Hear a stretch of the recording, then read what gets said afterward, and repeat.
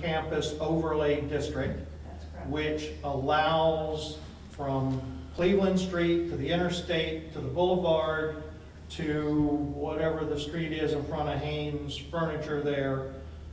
The property owners there have the choice, if they elect to participate in that overlay rezoning, which will give them a multifamily or a B2 by right zoning if they elect to do so. So it'll give the opportunity to definitely develop to a higher density and a mixed use. Right. And that's what we hope to do throughout that Pembroke SGA. And I think almost everybody in the room will probably agree that the nation is got a housing problem, not just limited to Virginia Beach. Housing and Neighborhood Development commissioned a study that the final report should be out.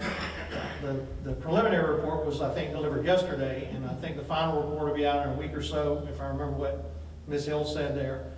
But we're going to have to find a place for more people to live if we're going to attract new businesses. The businesses generally are going to require employees. The employees generally want to live someplace.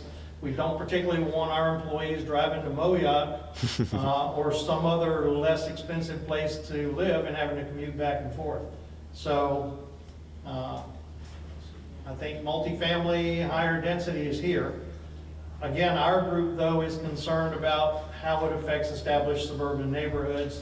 And I had a chat with the mayor a week or so ago, and that's where I see the friction that we need to take out of the process if we can.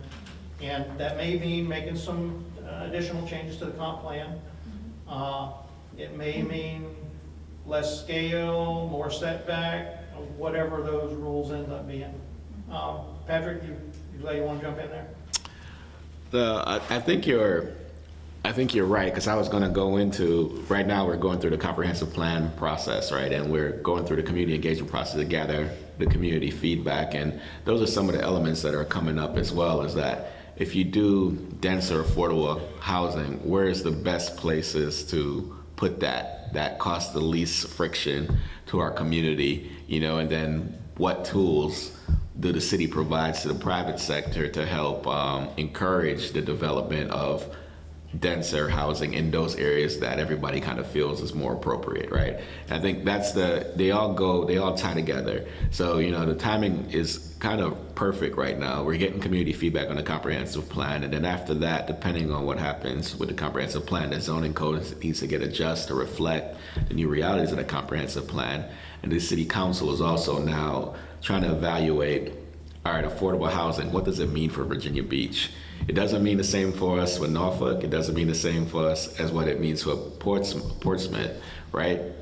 One thing that we're finding in Virginia Beach is that teachers, firefighters, police officers, people that work in the tourism industry can no longer afford to live in Virginia Beach, right? So we're trying to identify, how do we incentivize the right kind of affordable housing in the right places. Council's exploring things like a housing trust fund. What does it mean to do those kind of things? And also different kind of ways to tie our zoning code to help address that. All of it is still being ideated right now, right? And council's still gonna always seek feedback before they move forward with any of these decisions at this time. But just want everybody to understand that right now the conversations being had is, how do we craft that for Virginia Beach, understanding that the shareholders, the citizens bought into Virginia Beach for a particular look and a particular feel, and trying to figure out the right way to get that accomplished is the goal that I feel that city council's moving towards. Also, there is a sheet out on the table outside of the auditorium here that is a contact sheet. It has all of your city council members' contact information on there. Do not hesitate to send them an email, pick up the phone and call council and tell them what you think about this. Because if you're not involved, if you're sitting on the sidelines expecting someone else to do the job, and then you don't like the outcome, we really don't have anybody to blame but ourselves if that's the case. So make your thoughts known to the folks that you've elected to represent you. And I think, Rick, that's a good comment, because I think a lot of times People feel that staff can say no and prevent things from coming. Our standard really is, do you meet the letter of the law or meet the letter of the policy that's there? And then you're allowed to ask. You're allowed to ask for a change in zoning. You're allowed to ask for a change in something, and staff makes a analysis on that and take it to the policymakers to make their decision. Sometimes it's planning commission to advise the city council, and then city council goes from there. Rick's right. Council values feedback. They get their jobs because of your action when you vote. They value your feedback, right? So if a closed mouth is, my motto is, a closed mouth doesn't get fed. If there's a situation that you want to express pleasure or displeasure to, make sure you advocate, but council really weighs that in. And a lot of times I've seen either the planning commission level or the city council level, if there's enough community concern, there's either deferment where the expectation from the council would be you get with that particular community and you figure out a way to make it work before it comes back to the city council. I've seen items get held for 6 months, 9 months until it can come back in a place where council feels like they've achieved a win-win between the community and whatever the developer wants. And sometimes if they don't feel like adequate community development has happened, the city council's moved to deny application that somebody is. But we don't really have a lot of authority to deny a request of somebody who's asking for something unless they're violating a law that's basically, we can't move forward on certain things. Mm-hmm. So that said, it's important that if something's affecting your neighborhood, that you let your council representative, and don't stop at just your district representative, let all 11 of them, including the mayor, know how you feel on whatever subject it is. It's important to do that. And that's kind of what the CCO is doing. We're attending the council meetings, we're attending the planning commission meetings, we're attending other board and commission meetings there, trying to bring this information back to you to make you all aware. Ms. Lane, y'all had a question? I have a follow-up question.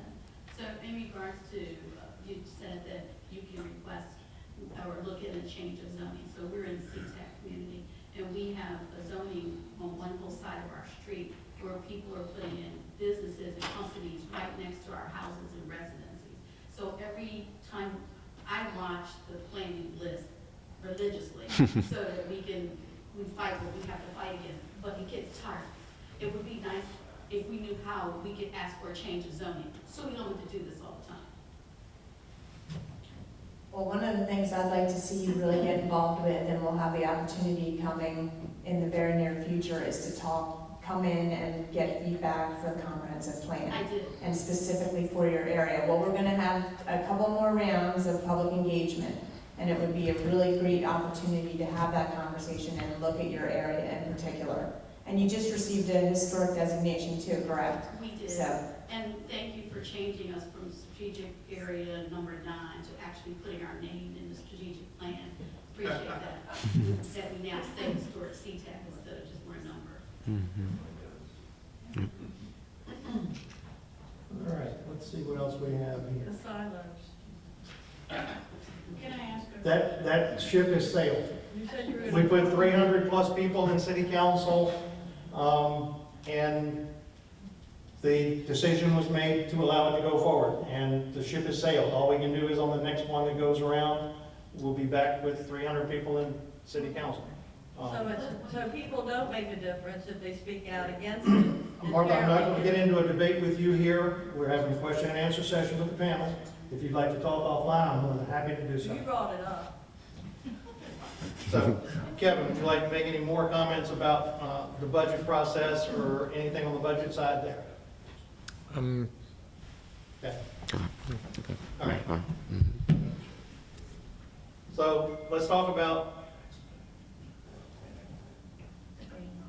all right, the green line, it's on my list. So let's talk about the green line.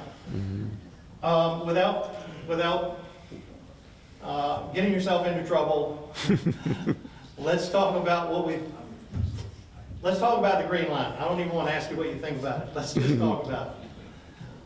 well, so the only thing I can say is in the past several comprehensive plans, we have continued to follow the policy of maintain the green line. So far in the public engagement that we're hearing with the comprehensive plan, we're hearing the same type of input. So I don't see anything changing. That's not to say there's no changes, but it's consistent with past input. Yeah, and we have to recognize that agriculture is the third largest economic impact in the city of Virginia Beach. And if we start marching that way, then we've got expense with adding water, sewer, and all the infrastructure and all the stuff that goes along with it. Now, there is an area out there, the transition area. The intent, as I recall it, was to move some city services and some other specialized businesses. I think there was a biological component or something that didn't work out. We were talking about moving the trash transfer station over next to TCC into that TA area. And then our former economic development director brought Project Wayne to our attention, asking for a bunch of that land. I sent the economic development acting director a message earlier today and haven't got a response out of him, so we're just gonna slide by Project Wayne unless anybody wants to comment on it. We'll just slide by Project Wayne for the time being until he comments back on it. But do we know of any other potential city use for that land? There was some talk about maybe law enforcement training moving there. I think the hard part about identifying city uses is addressing how we pay for it, right? So I mentioned last year's budget, 9 CIP projects had to be moved out of the budget. And likely those 9 projects, City Council is going to be advocating for them to come back in the budget this year as well, right? And these 9 projects impact a lot of city districts. For example, Shore Drive Phase 4, right? The funding needed to be moved from Phase 4 so we can complete the funding needed to construct Phase 3. We're still under design for Phase 4, but that's likely going to be one of the ones that there's going to be a tremendous amount of good pressure to bring back within the budget as well. You know, so identifying new funding sources for city facilities is always complicated, knowing the current budget pressures that we have. For example, one of the things that we're navigating right now is the $567 million bond referendum for the flood protection program that you all approved. We mentioned 30-40% increases in construction and CIP costs. That 30-40% on top of that project is now roughly $1 billion, right? So identifying ways to meet that commitment that we made to the public. So the city is in a place right now where it's hard to picture out how do we bring forward projects that have been ideated that has not been necessarily funded right now. So finding a different appropriation to move those forward. So I don't necessarily think we're actively looking for city facilities to put within the ITA. Obviously, that's my thought right now. If City Council wants to move in that direction and they ask for it, we'll give them a path, you know, and that could mean possibly moving other projects around in order to accommodate that. Not any different than a typical household budget. Yes, sir. You decide you want to do A, you might have to defer B for a while. Yes, sir. Couple of questions on attracting younger people to the area and increasing residential housing at the ocean front. Is there any other comments we want to make about how we do? And there's a new term out now, attainable housing. We've got attainable housing, we have affordable housing, we have workforce housing, and they all kind of jumble together, I think, in everyone's mind. Did we ever put a definition that you're aware of on attainable housing? Is that just, I mean, there's some math associated with workforce and affordable, but I don't think there's any math associated with attainable. Now, I don't think I think attainable is trying to just coin a word that resonates to people. I think that's kind of where some members of council are trying to figure out a way to get people to feel that housing is affordable housing, or workforce housing is a little bit more personal, right? You know, so I think that's just really trying to coin it as pretty much the same thing. But you made a comment about what do we need to do to help recruit or attract young people. I think it's no different than what brought some of us here to Virginia Beach, right? It's a good paying job, affordable housing, and a culture and a quality of life. You know, so I think people are drawn to the area. I do think one of the big aspects of things that's difficult right now is housing is incredibly expensive. I think between 2020 to now, I think the housing has increased 40%. So, and wages have increased a good amount, but they have not kept up with that as well. So, it's very difficult for people to, on fixed incomes and young families to find a home.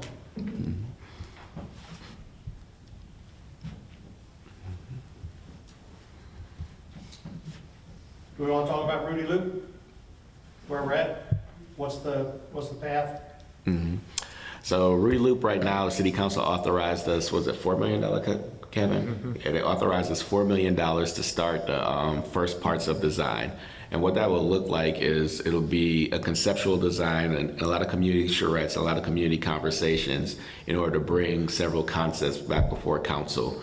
And then council will then kind of figure out which path they want us to go down, taking into account all that community feedback. One big decision point that council is going to navigate is trying to identify how to add additional amenities to the facility. One thing that council wants to get a sense of is we likely need a parking deck, right? Does the parking deck, should that have any kind of commercialization on it to help either support and defray some of the costs associated with maintenance and operations of the facility, and also provide another amenity to the public as well. So trying to weigh in on how best to go about that. But we're early in the process. We're getting ready to put out an RFP to select a design firm to help us design what that park looks like, and also we'll seek a lot of community feedback to get council information so they can make a policy decision. Yeah, I think Director Kirschman at Parks and Recreation may have confused a lot of us. Mm-hmm. Because there were 3 proposals from individual construction entities, and then Parks and Recreation put forth a 4th proposal kind of at the end there. Mm-hmm. And then we did some surveys as a city, and everybody picked number 4, the Parks and Recreation design, but it was a concept plan, if I recall correctly, out of them. It wasn't something that they had the internal talent or the bandwidth, for that matter, to actually design themselves, which is why it's going to outside vendor. Correct. So it was basically a rough conceptual rendering of what it could look like, but it didn't take into account all the different construction related elements that you're going to need to create a set of blueprints that a contractor is going to be able to build off of. So that's what we're working towards right now. The first part of it will be the cost associated with doing a robust community engagement and getting a little bit closer in terms of a finished product, but there's still, after that, a whole bunch of design that needs to happen to kind of ideate out the different environmental impacts, the stormwater impacts, the road impacts, and all ADA and all kinds of different federal and state and local requirements before you get to a place where you have the drawings necessary to put the project out to bid. So we were talking about the comp plan that is under review. We're a couple years behind because of COVID. Hank Morrison is getting ready to start those meetings and the consultant back up again, and that'll happen sometime soon, May.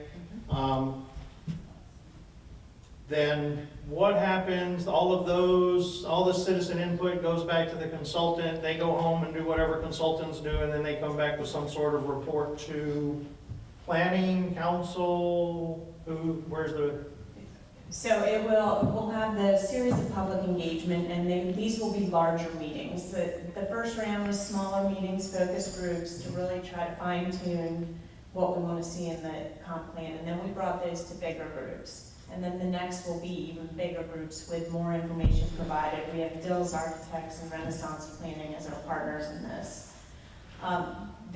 Then we ultimately get to a draft plan. And we'll, in some form, that will come back out for public engagement to see what final thoughts are before it then goes. And we'll work with Planning Commission the whole way with this, because this ultimately is the Planning Commission's plan. Okay. And then they ultimately will make a decision to recommend it for approval, hopefully, and then it would go to City Council ultimately for adoption. And then ultimately, if we want enforcement of whatever's in the comp plan, we have to turn that into an ordinance or some sort of law. So one of the things that you will likely see coming out of the comprehensive plan, and this is now we're pointing directly to the focused action plan that City Council adopted, is a rewrite of the city zoning ordinance. And it's time for that. But we need to have a comprehensive plan adopted, which is going to likely then recommend that, and then we'll move forward with that process, which will then govern, and then we can enforce. So is that a city attorney function to rewrite? That is likely a consultant activity. And But does this- that have community input? Yes, yeah, and it's also, once we have the consultant work on it, the city attorney then takes that to put it in an ordinance form, make sure that there's no conflicts, and then talks to us about, how this could be perceived in a court and the likelihood of us prevailing if we wanted to enforce something, and that's ultimately, when they sign off on it, they're saying that they feel like there aren't any inappropriate conflicts with law that they can't navigate, and that's when it gets to city council for them to do. But all the consultants, all that work, all that content to put that together will have community engagement, and obviously before the council even votes on it again, there'll be another round of hearings and community opportunity to speak on it. All right, good. Rick, Yes, may I? sure. Ladies and gents, we've spoken about the budget process, the puts and takes, the benefit that we get. For instance, an example of Amazon, we're going to get more in revenue than our debt service will be, which is positive. But how broad is your business case analysis? For instance, we're taking all of this arable land and we're paving over it. What's that going to do to stormwater drainage?